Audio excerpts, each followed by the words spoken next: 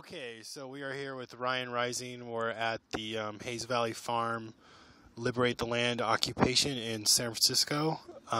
He's going to talk about the occupations that are going on. So, Ryan, can you tell us a little bit about the march that led up to this occupation and just tell people what's been going on here the last couple of days?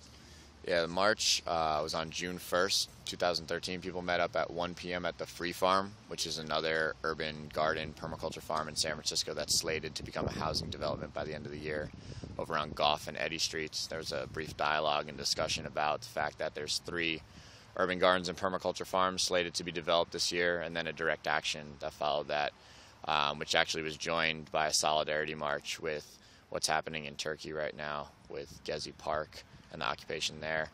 And those two groups coalesced to walk onto a piece of land that has been known as Hayes Valley Farm for the last few years over on Octavia, Fell, Laguna, and Oak streets in San Francisco. It's actually a whole block surrounded on all 4 sides by streets. It's a permaculture farm that was a freeway on-ramp, and when the freeway collapsed, it became a houseless encampment for some time before becoming a permaculture farm and urban garden to teach people about basically like living more in balance with the earth, how to grow food and things like this. And it has been asked to leave. They left officially Hayes Valley Farm on May 31st, 2013. On June 1st, we walked onto this piece of land, liberated it as a common space, and we're here now. Still day 3, June 3rd.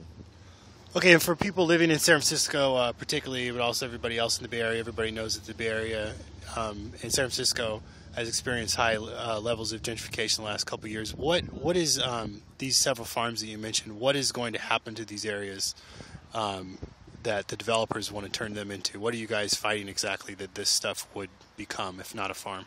Yeah, so Esperanza Gardens is the garden, the mission. It grows food and also has been an educational space, and that's slated to become a condominium development. That's an interesting one because it's slated to become a net zero energy condominium, which is this sustainable condominium design coming over from Germany that hasn't been in the United States before. But nevertheless, it has been a permaculture farm that grows food that's given away for free to people, and is slated to become a development along with the Free Farm. Both those farms grow food that's given away every Sunday at Parque Niños Unidos, where the Free Farm stand pops up around noon. Every Sunday, over 200 people line up, and they walk away with free greens, vegetables, fruit, nuts, breads, pastas, a lot that's donated by farmers markets, but a lot that's grown at the Free Farm and at Esperanza Gardens right here in San Francisco. And then Hayes Valley Farm is the 3rd space in addition to those 2. That's slated to become a housing development. And so Hayes Valley Farm in particular is made up of 2 parcels, one of which is to become a luxury apartment complex, 185 units, the other of which is to become low-income housing, which, as defined by the Mayor's Office of Housing that's developing that, is anyone with an income less than $60,000 a year.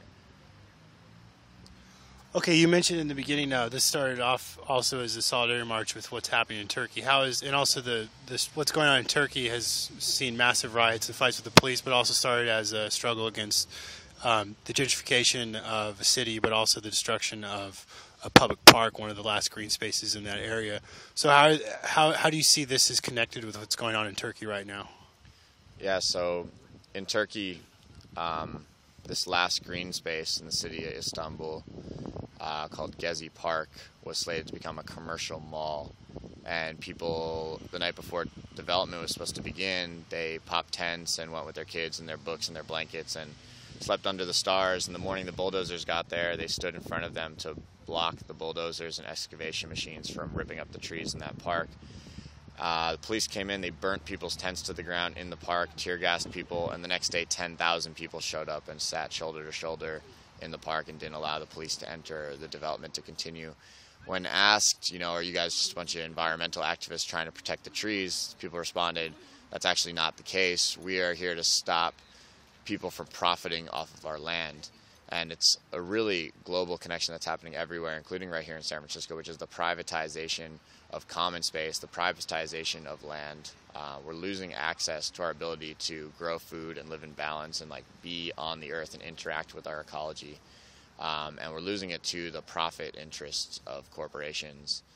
And so that's what's happening in Turkey. It's turned into an entire social uprising where people are standing in solidarity in cities throughout Turkey. And, you know, last I heard, 1,700 arrests last night. People are dying. And Okay, you know, you and I would probably agree that, you know, kind of the world we want to see is one, you know, outside of industrial civilization. We kind of want to see the immediate, like, taking over of all aspects of society for poor and working people, meeting our needs directly, kind of what we're doing right here. So how does this struggle kind of tie into that? How does something kind of like a broader, more long-term vision, like, tie into this kind of immediate struggle you guys are engaged in right now?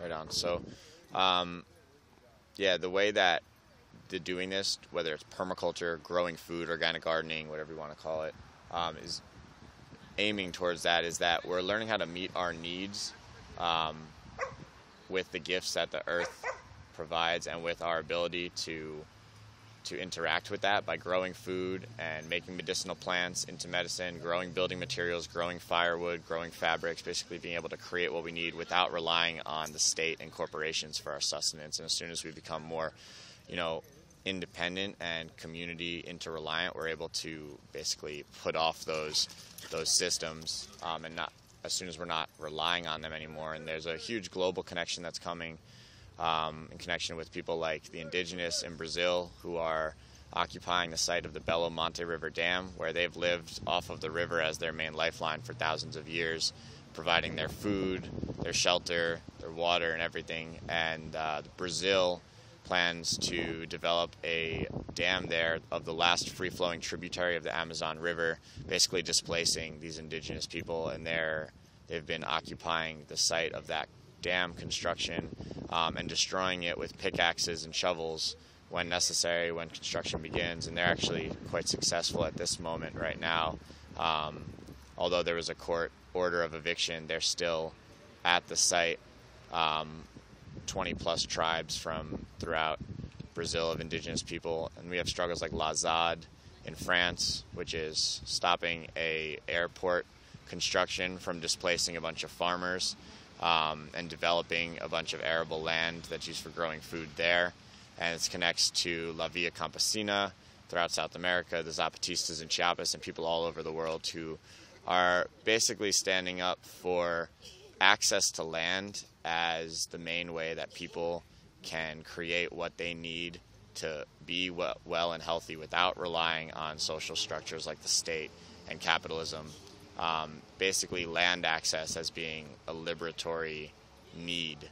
And so by stopping privatization, creating common space, liberating land, people are basically facilitating a more free world.